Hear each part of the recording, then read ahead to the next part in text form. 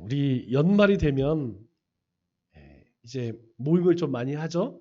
모임을 하다 보면 낯선 사람들, 그리고 또 한 해 동안 만나왔던 사람들, 그런 사람들을 보게 됩니다. 그런데 우리가 새해가 되기 전에 한 해를 마무리하면서 우리가 꼭 정리해야 할 것이 있어요. 그것이 무엇이냐면 우리의 삶을 망치는, 우리 인생을 망치는 사람을 좀 잘 정리를 해야 합니다. 우리가 만나는 모든 사람들이 우리의 삶에 다 유익한 것은 아니죠. 그렇지 않은 사람들도 우리 주변에는 굉장히 많습니다. 그렇다면 우리가 걸러야 할 사람들, 우리 인생을 망치는 사람들은 어떤 사람일까요? 먼저는 불만은 많은데 바꿀 노력을 하지 않는 사람. 누구에게나 다 불평이 있죠. 불만이 있습니다. 그러나 그것을 바꾸기 위해서 애를 쓰는 사람이 있는가 하면 전혀 그렇지 않고 불만만 하는 사람들이 있죠. 우리에게 뭔가 문제가 있어요. 그러면 그 문제를 바꾸기 위해서 애는 쓰지 않고 그것만 계속 불평만 늘어놓게 되면 같이 있는 사람들까지도 굉장히 힘들어집니다. 두 번째로는 내가 잘 될 때 축하해 주기보다는 비교부터 하는 사람. 그런 사람이 있죠. 내가 뭘 샀어. 그런데 꼭 옆에서 그거 어디서 얼마 하던데 이런 사람이 있습니다. 그런 사람들. 뭔가 나의 삶 속에 좋은 일이 있을 때 축하해 주기보다는 그것을 좀 안 좋게 이야기하는 사람들. 또 세 번째 부류의 사람은 늘 감정적, 부정적인 감정적으로 반응하는 사람들. 이 사람은 이성이 있잖아요. 우리가 옳고 그름을 판단할 수 있는, 특별히 우리에게는 하나님의 말씀과 하나님의 영이 있기 때문에 우리가 하나님의 뜻이 어떤가 이런 것들을 분별할 수가 있습니다. 그런데 그런 거 없이 이 감정적으로 반응하는 사람은 참 힘듭니다.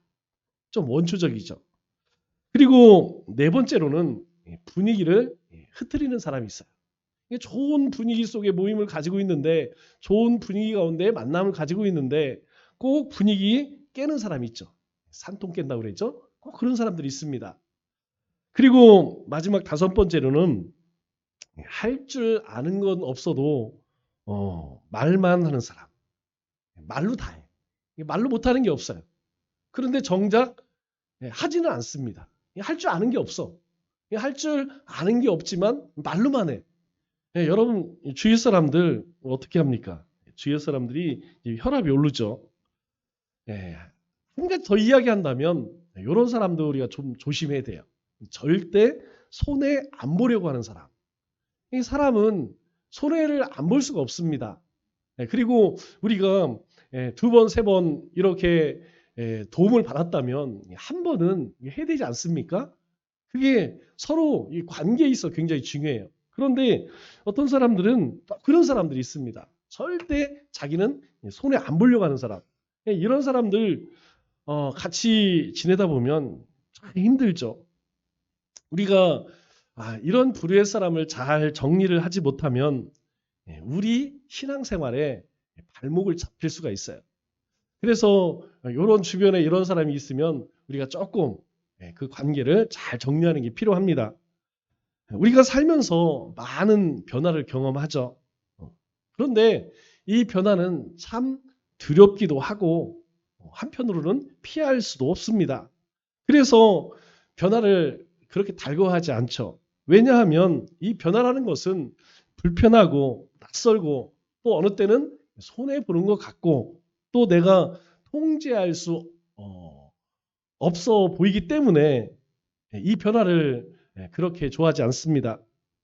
저도 이 목회를 하면서 변화가 얼마나 빠르게 찾아오는지 늘 실감을 합니다.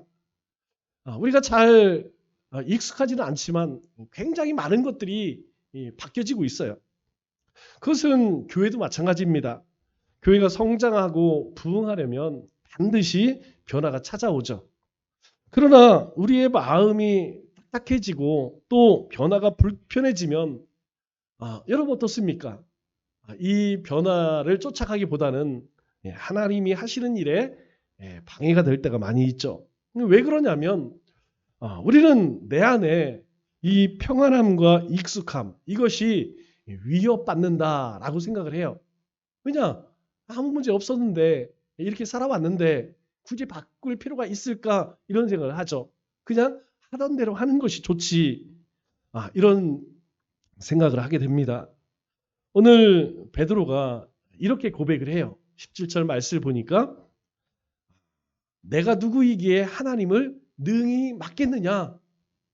아니 나 같은 것이 어떻게 하나님을 막을 수 있겠느냐? 우리가 살다 보면 그럴 때가 있습니다. 하나님보다 때로는 사람을 더 신뢰하고 또 말씀보다 익숙한 것을 더 사랑하고 그럴 때가 있어요. 이런 삶의 모습이 우리 가운데 있지 않은지 우리는 조심스럽게 살펴봐야 합니다.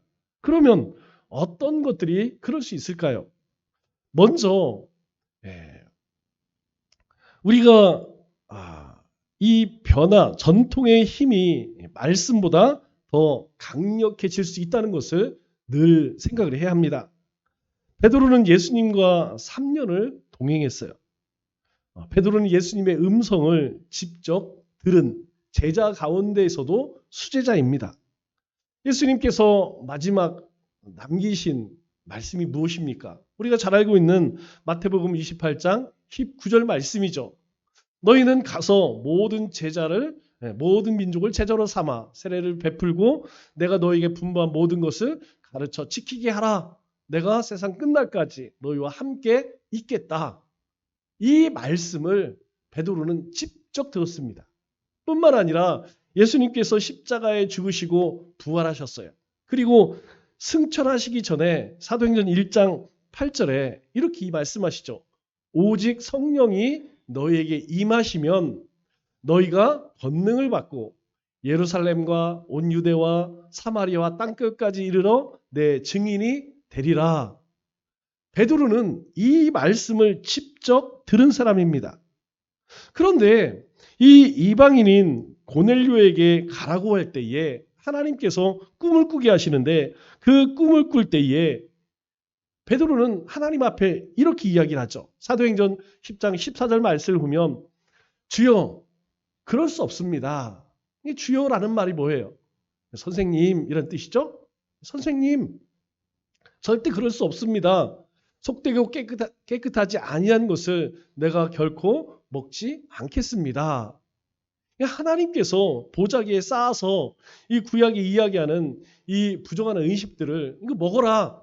하나님이 직접 베드로에게 말씀합니다. 3번씩이나 말씀하지만 이 베드로는 뭐라고 이야기하느냐? 그럴 수 없습니다. 저는 이것이 아무리 하나님이 주시는 것이지만 부정하기 때문에 저는 먹을 수 없습니다.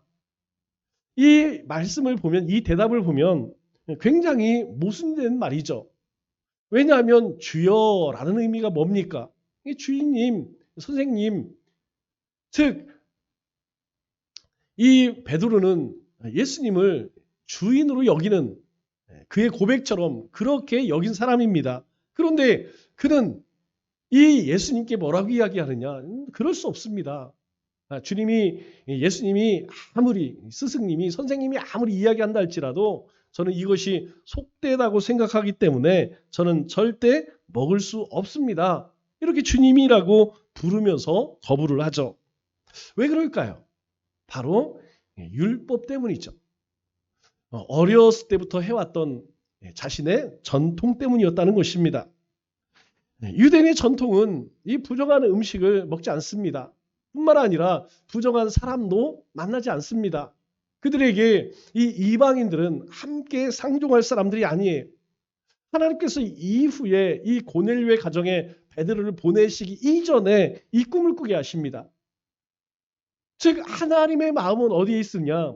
이 이스라엘 백성들이 이 베드로가 부정하게 여기는 이방인들에게 보내기 위해서 먼저 이 환상을 보여주시는 거예요.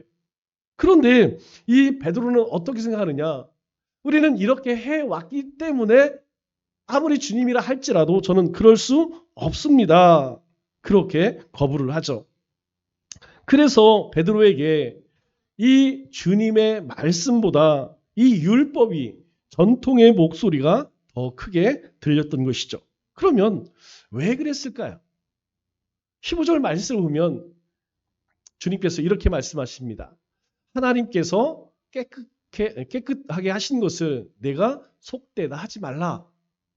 이 주님께서 3번 야 이거 먹어라. 그런데 베드로가 그럴 수 없습니다.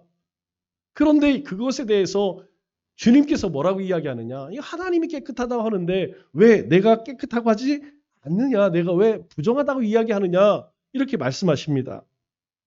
여기서 그러면 부정한 것은 뭘까요? 속된 것은 무엇입니까? 속된 것은 바로 이방인들을 의미하죠. 여기서 깨끗하게 하신 것은 복음으로 의롭게 될 이방인들을 의미하는 것입니다.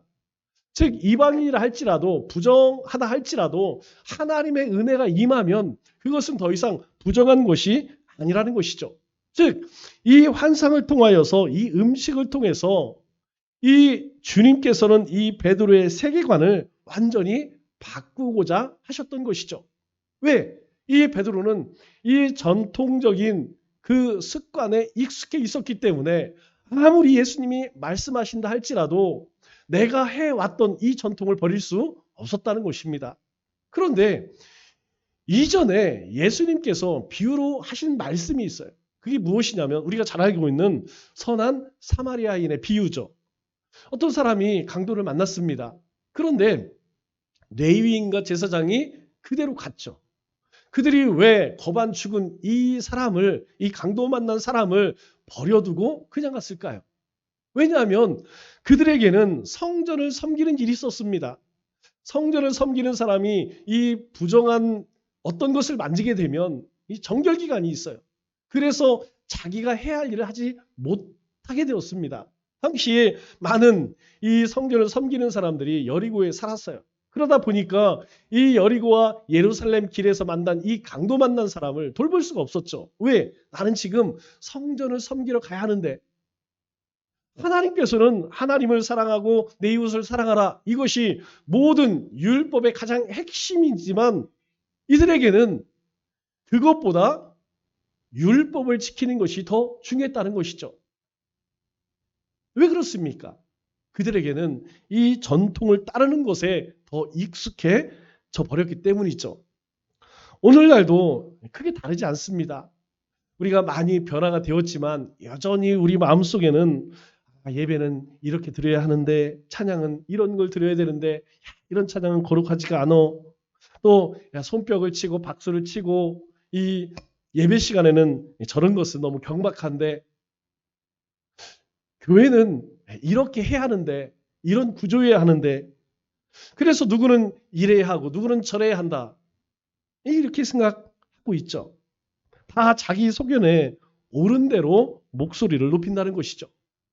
이것을 가만히 들여다보면 다 하나님이에요. 다 목회자입니다. 성경보다 내가 20년, 30년, 40년 동안 해왔던 방식을 더 신뢰한다는 것이죠. 그러다 보니까 이 변화를 쫓아오기가 참 어렵습니다. 이게 예수님의 때도 그렇죠. 예수님께서 많은 기사와 이적을 보이신 이유가 뭘까요? 자랑하기 위함일까요? 아닙니다. 예수님께서 병든 자를, 귀신 들린 자를, 그리고 불치병 걸린 자들을 고치신 이유는 한 가지예요. 바로 예수님이 그리스도라는 것, 메시아라는 것을 사람들로 알게 하시기 위해서 그 일을 하셨죠. 그런데 사람들은 어떻습니까? 예수님이 이 땅에 오신 메시아라는 것을 생각하지 않고 저 예수가 오늘은 어떤 일을 할까? 오늘은 어떤 병자를 고칠까? 어떤 귀신 들린 자를 고칠까? 여기에만 관심이 있었죠. 그런데 더 문제는 이 예수님을 미워했던 당시 종교 지도자들은 어떻습니까? 그들은 항상 예수님에 대해 생각할 때 뭘 생각했느냐? 이 율법에, 이 장로 유전, 전통에 이 예수가 하고 있는 것이 맞는가 맞지 않은가? 안식일에 손 마른 사람을 고칩니다. 안식일에 제자들이 밀을 따먹죠. 그들이 생각하는 것은 무엇이냐? 저들이 얼마나 배가 고팠을까? 저 병으로 인하여서 저 사람은 얼마나 평생 어려움 가운데 살았을까? 이런 긍휼함은 없었다는 것이죠. 다만 아니 안식일에 밀을 따먹어? 아니 안식일에 병자를 고쳐? 그럴 수 없다는 것이죠. 왜 그렇습니까? 이들은 이 율법에 매여 있기 때문이었다는 것이죠.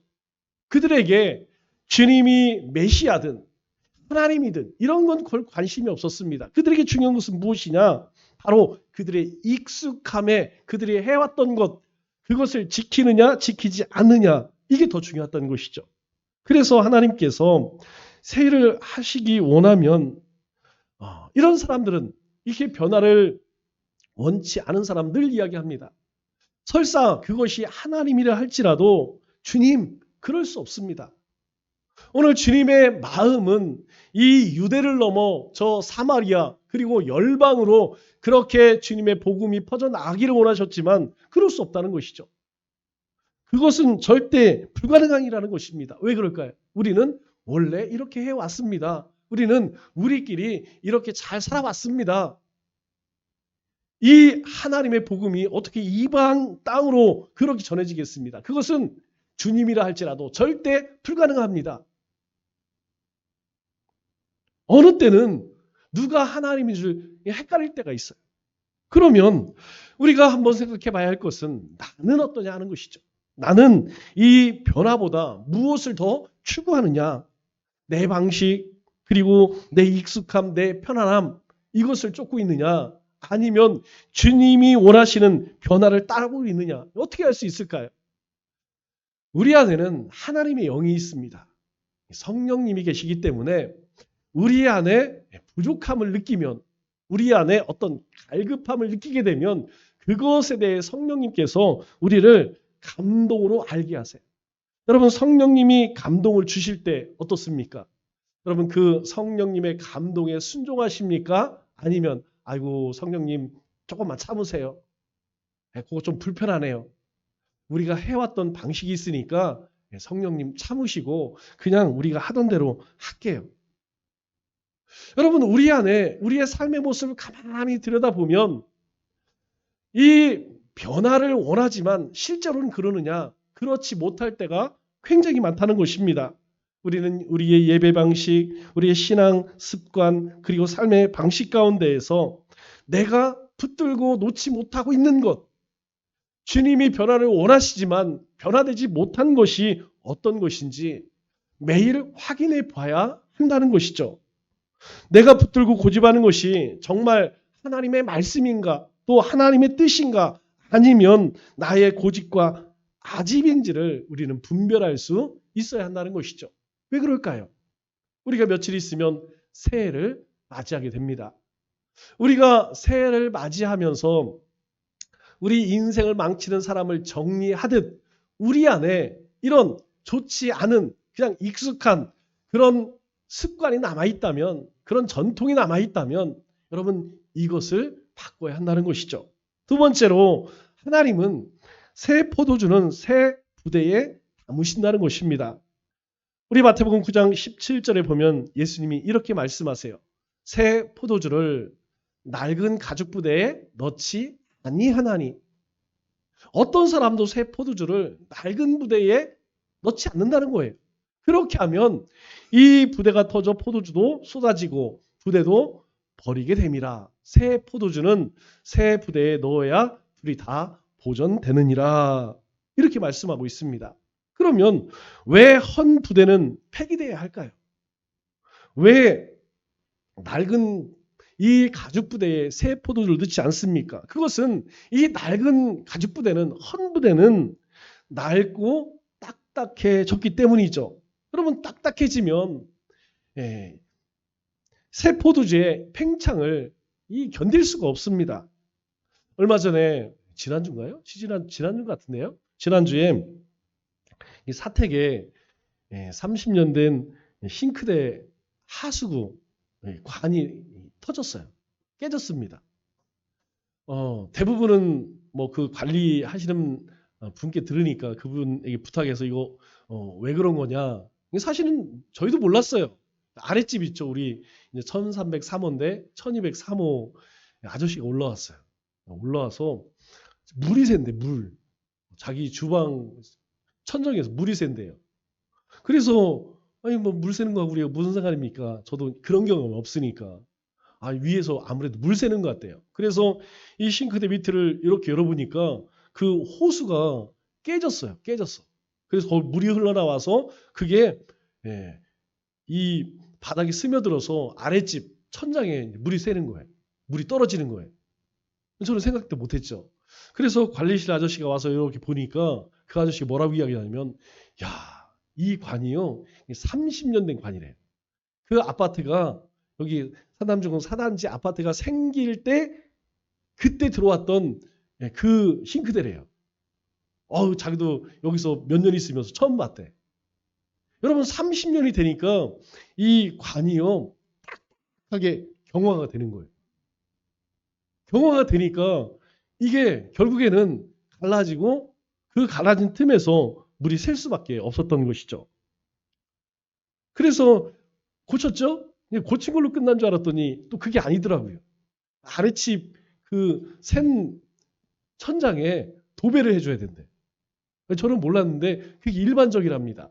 윗사람 때문에 아랫집이 그런 피해를 입으면 도배를 해줘야 된대. 도배사를 부르려고 하니까 엄청 비싸. 하루 품삯을 달래요. 그래서 제가 웬만하면 박 여사한테 하라고 했어요. 그거 못하겠습니까? 뭐 할 수 있을지는 모르겠지만 오늘날 이 주님의 몸된 교회와 성도들이 여러분 어느 때에 위험해질까요? 여러분 악한 마귀 사탄이 공격을 할 때 아주 무자비하게 공격을 할 때에 위험해질까요? 아닙니다. 그리스도인들이 진짜 위험해질 때는 언제냐? 바로 우리의 마음이 굳어질 때, 돌처럼 단단해질 때. 우리의 마음이 단단해지면 여러분 첫째로 하나님의 은혜가 우리 안에 머물 수가 없습니다. 하나님은 매 순간 우리에게 은혜를 부어주세요. 우리가 예배를 드릴 때도 은혜를 주시고요. 찬송을 드릴 때도 기도를 할 때에도 삶의 터전에서 주님을 생각할 때마다 우리의 심령과 삶에 은혜를 막 주세요. 그런데 내 마음이 돌같이 굳으면 하나님이 아무리 은혜를 부어주셔도 그 은혜를 내가 받을 수 없다는 것입니다. 또 하나는 하나님의 말씀에 반응이 안 돼요. 여러분 하나님의 말씀을 여러분 읽을 때에 오늘 그리서 몇 장부터 몇 장 읽어야지. 여러분 이게 중요한 게 아닙니다. 그 말씀을 읽을 때에 그 말씀 가운데 내 이 폐부를 찌르는 그런 말씀이 있냐는 거예요. 내가 하나님의 말씀, 이 설교를 들을 때에 하나님께서 내 전곡을 콕 찌르는 그게 있냐는 거예요. 오늘 목사님이 또 했던 얘기 또 하네. 왜 이렇게 길어? 여러분 우리의 마음이 굳어져 가면 하나님의 말씀에 반응이 안 됩니다. 또 세 번째로는 여러분 회개에 둔감하게 돼요. 이 정도는 뭐 남 다 아는데 이 정도면 뭐 양반이지. 나 정도만 하면 여러분 이렇게 된다니까요. 하나님의 말씀이 기준인데 하나님의 말씀이 기준이 안 되고 그냥 주변의 사람들, 세상 사람들 아니 남 다 저렇게 사는데 뭐 이 정도쯤이야. 전혀 이 마음 가운데 회개할 마음이 안 생겨요. 뭘 회개하라는 거야? 마지막으로는 하나님과 소통이 안 됩니다. 여러분 소통이라는 것은 내가 말을 하고 또 상대방이 말하는 것을 듣고 오가는 것이죠. 이게 안 된다는 거예요. 하나님과 소통이 안 된다는 것은 그냥 하나님께 바라는 것만 있어. 하나님 이것도 해주시고 저것도 해주시고 이렇게 했으면 좋겠고요. 이런 마음은 가득한데 하나님이 나에게 하시는 이야기는 전혀 들을 수가 없다는 것이죠. 왜 그렇습니까? 바로 우리의 마음이 돌처럼 이 강팍한 심령으로 그렇게 바뀌게 되면 은혜가 들어올 수 없고요. 하나님의 말씀이 전혀 반응이 안 되고요. 회개가 안 됩니다. 하나님과 소통도 안 된다는 것이죠.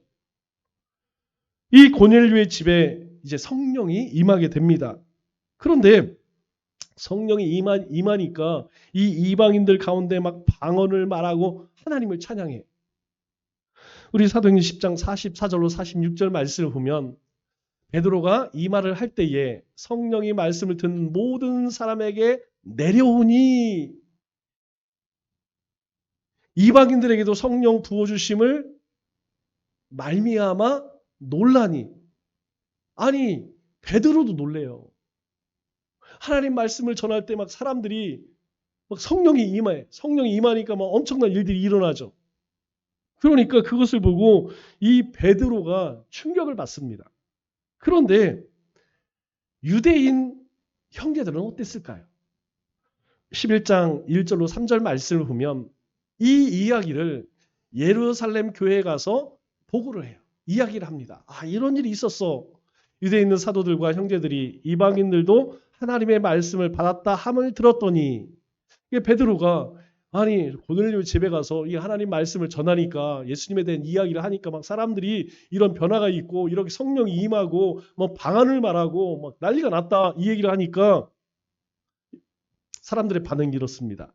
베드로가 예루살렘에 올라갔을 때에 할례자들이 비난하여 이르되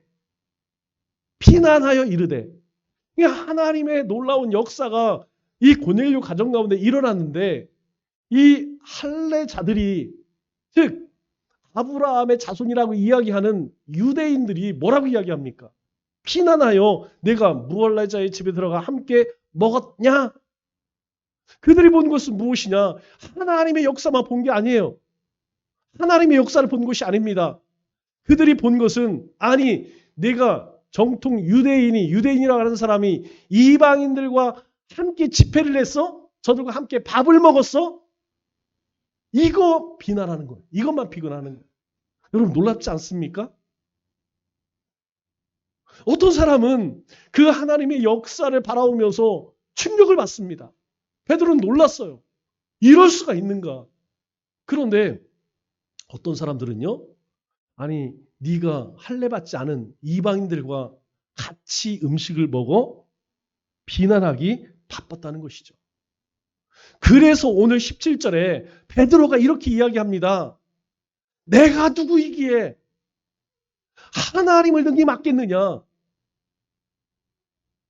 내가 누구이기에 하나님이 하시는 일을 맡겠느냐? 난 막을 수 없다. 이렇게 이야기하는 거예요. 왜 이렇게 이야기했을까요? 하나님의 주권을 명확하게 고백을 합니다. 이건 내가 하는 것이 아니라는 것이죠. 그것은 하나님의 역사라는 것입니다.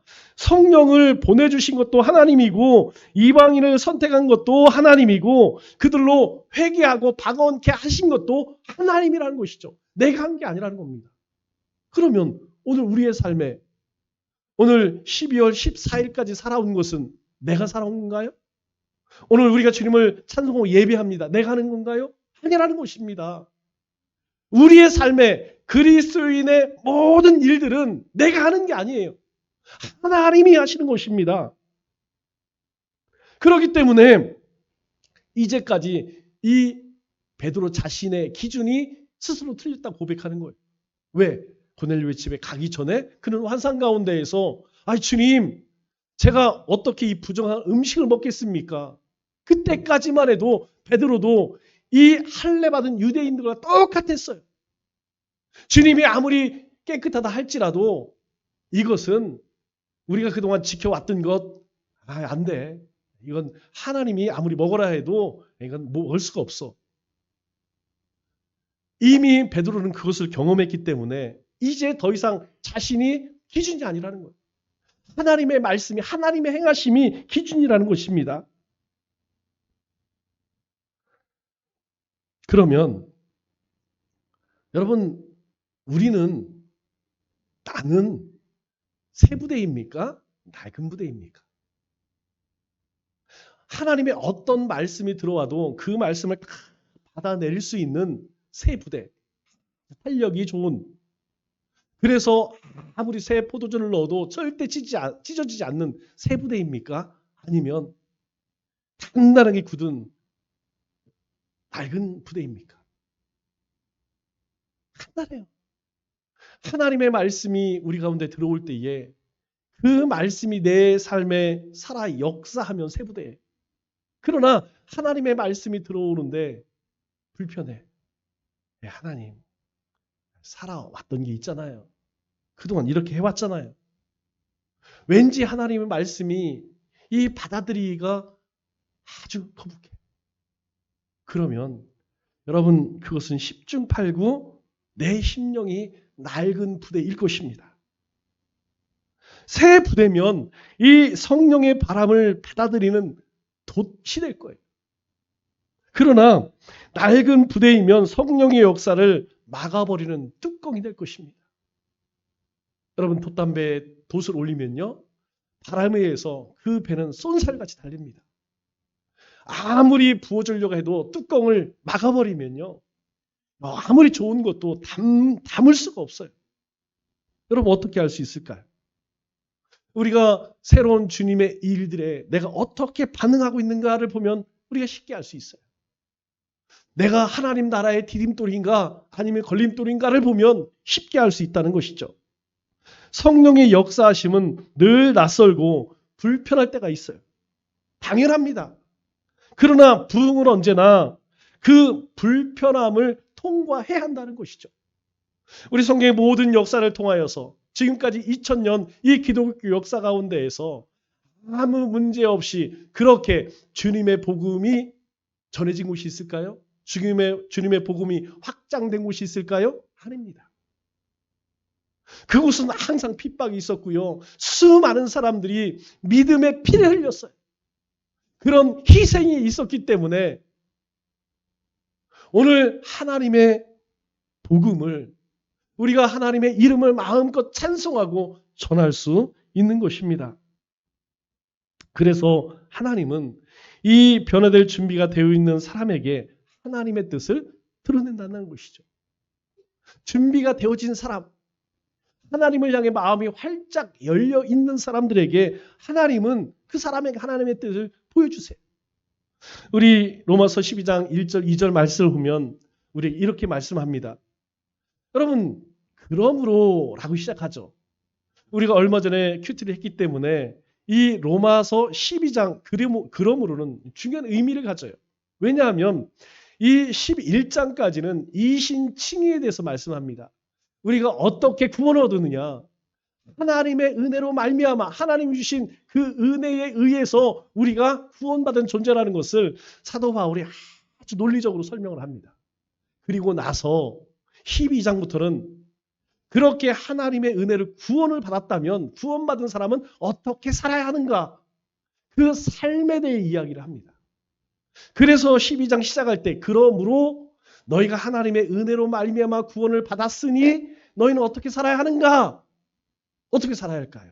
이렇게 이야기합니다. 첫째는 너희 몸을 하나님이 기뻐하시는 거룩한 산 제물로 드리라.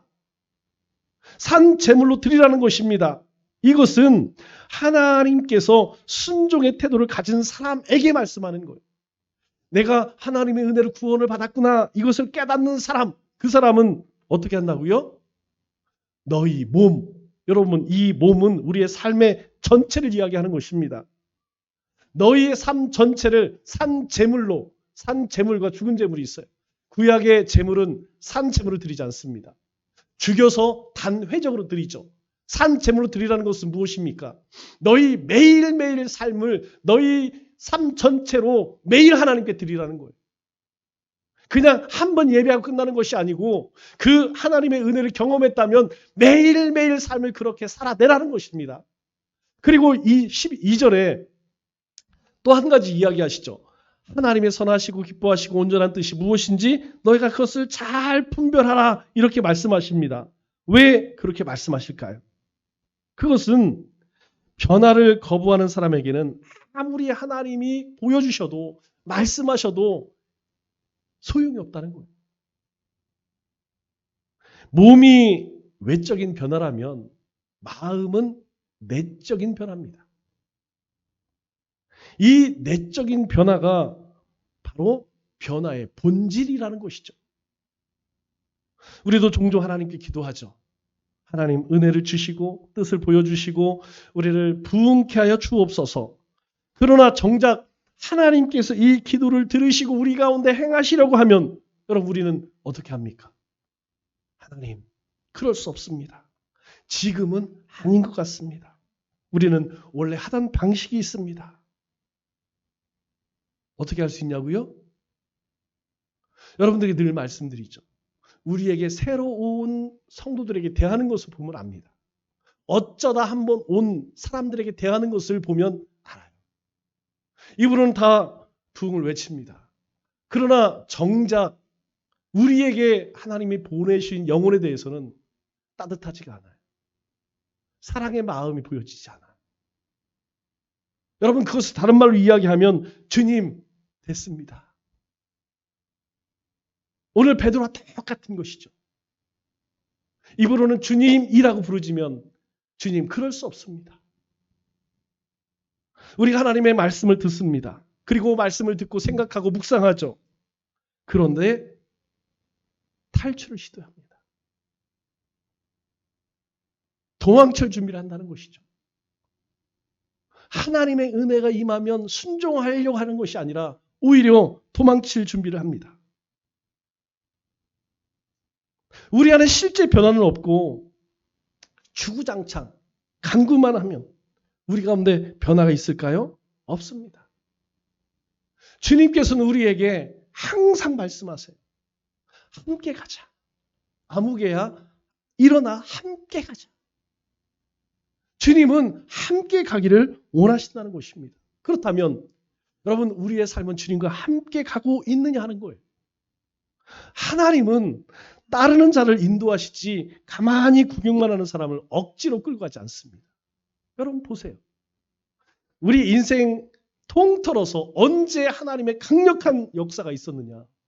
내가 주님을 따라가고 싶어 할 때에 주님은 우리와 함께 행하십니다. 그러나 우리가 구경꾼이 되는 순간 주님은요 억지로 우리의 손을 붙들어서 우리의 목을 붙들어서 억지로 끌고 가지 않습니다. 그렇기 때문에 주님이 우리에게 말씀하시는 거예요. 누가 나를 위해 갈고 그때 뭐라고 이야기합니까? 예, 주님 제가 여기 있나이다. 주님 나를 보내소서. 주님 제가 여기 있나이다. 나를 보내소서. 이런 사람을 하나님께서는 쓰신다는 것이죠. 말씀을 맺겠습니다. 오늘 우리는 함께 고백해야 합니다. 제가 누구에게 감히 하나님을 맡겠습니까? 하나님의 새로운 역사 앞에 내 전통, 내 방식, 내 고집, 내 계획, 내 생각을 내려놓고 하나님의 뜻을 쫓아야 합니다. 그리고 우리는 이렇게 기도해야 합니다. 주님, 우리의 마음을 부드럽게 하여 주옵소서. 새 부대가 되게 하여 주옵소서. 성령님이 하시는 일, 그것을 막는 사람이 아니라 돕는 사람이, 순종하는 사람이 되게 하여 주옵소서. 우리 이 시간 침묵으로 결단하며 기도하겠습니다. 하나님, 우리 가운데 전통보다, 익숙함보다, 내 편안함보다 하나님의 말씀을, 하나님의 꿈을, 하나님 나라의 일을, 하나님의 뜻을 쫓아 다른 박질하기를 원합니다. 우리 함께 기도할 때에 오늘 말씀을 묵상하며 조용히 기도하겠습니다.